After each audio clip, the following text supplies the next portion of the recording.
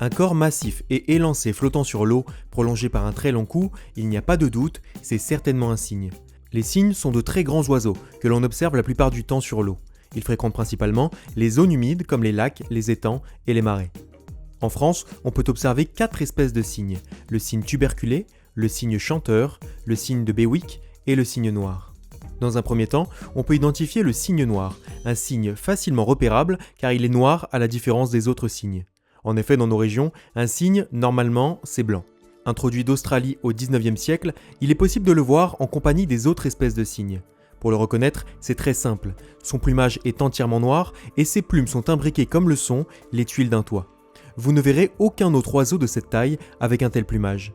De plus, à la différence des autres cygnes qui ont un bec jaune à orangé, le cygne noir possède un bec bien rouge se terminant par une légère bande blanche. C'est caractéristique de cette espèce. Les 3 autres espèces de cygnes se ressemblent quant à elles beaucoup plus avec leur plumage entièrement blanc.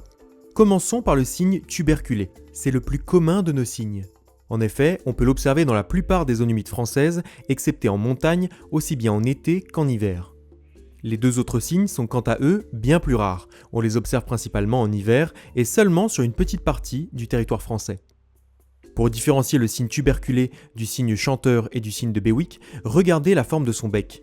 Le cygne tuberculé possède, comme son nom l'indique, un tubercule, formant une légère bosse noire à la base de son bec. C'est principalement grâce à cela qu'on le reconnaît. On peut aussi se baser sur la couleur de son bec. Il est rouge-orangé avec une base noire qui s'étend jusqu'aux yeux. Les autres cygnes ont un bec jaune et noir. Pour différencier le mâle de la femelle du cygne tuberculé, il faut observer la taille du tubercule. Chez le mâle, il est plus prononcé et descend jusqu'aux narines. Avec leur bec jaune et dépourvu de noir à leur base, le cygne chanteur et le cygne de Bewick ont une face plus claire que celle du cygne tuberculé. Le chanteur est d'ailleurs de la même taille que le tuberculé, tandis que le Bewick est plus petit. Mais ce critère ne permet pas de bien les identifier quand les espèces sont isolées. Un élément clé pour les différencier est alors la proportion de jaune présente sur leur bec. En effet, le cygne chanteur possède une grande partie de jaune sur son bec qui descend même sous ses narines. Au contraire, le cygne de Bewick possède quant à lui plus de noir que de jaune sur son bec.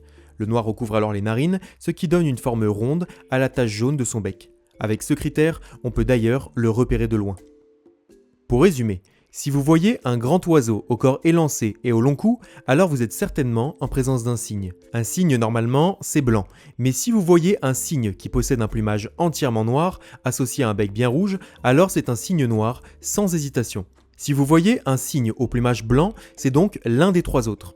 S'il possède un bec de couleur rouge-orangé avec une bosse noire à la base du bec, alors c'est un cygne tuberculé. S'il possède un bec jaune et noir sans tubercule, c'est soit un cygne de Bewick, soit un cygne chanteur. Pour les différencier, regardez l'étendue du jaune sur leur bec. Chez le cygne de Bewick, la tache jaune est petite et arrondie à la base du bec, tandis que chez le cygne chanteur, le jaune s'étend largement vers l'avant, descendant sous ses narines. Bon allez, je pense que vous savez tout, alors on passe aux exos. Et non, avant de passer aux exos, je voulais vous remercier, vous, les premiers tipeurs qui nous aident à créer ce contenu disponible gratuitement. Si d'ailleurs vous appréciez ces vidéos et que vous voulez nous soutenir, n'hésitez pas, on a vraiment besoin de vous. On est une petite équipe d'écologues et naturalistes passionnés et on compte faire plein d'épisodes en ligne pour faciliter l'identification des espèces. Donc vous pouvez nous aider via le site Tipeee et même à hauteur de 1 euro. 1 euro par mois, c'est pas grand chose et ça serait vraiment déjà génial. Donc n'hésitez pas. Bon allez, on reprend.